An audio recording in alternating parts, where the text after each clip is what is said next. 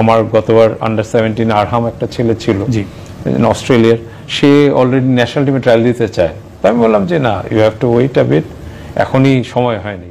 জি sir, আপনাদের চোখে এখনো সময় না হওয়া ছেলেটাই অস্ট্রেলিয়ান আন্ডার-20 ন্যাশনাল টিমের প্রাথমিক স্কোয়াডে ডাক পেয়েছেন। অস্ট্রেলিয়ান ফুটবল ফেডারেশন এবং তাদের কোচিং প্যানেল আপনাদের মতো ফুটবল পণ্ডিত হয়তো এখনো হতে পারেনি, তাই এই ফলারে প্রাথমিক স্কোয়াডে ডাক দিয়েছে।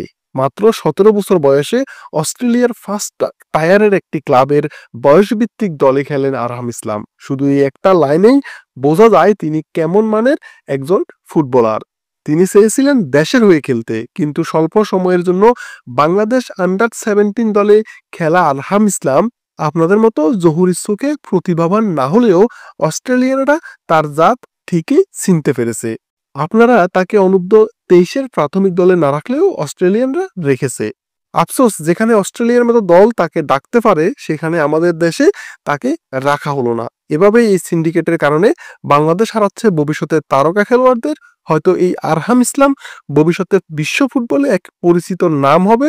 তখন আমাদের করার থাকবে শুধু আফসোস, দেশের ফুটবলে সিন্ডিকেটের টুটি এখনই চেপে না ধরলে আমরা এমন আরো অনেক আরহামকে হারাবো।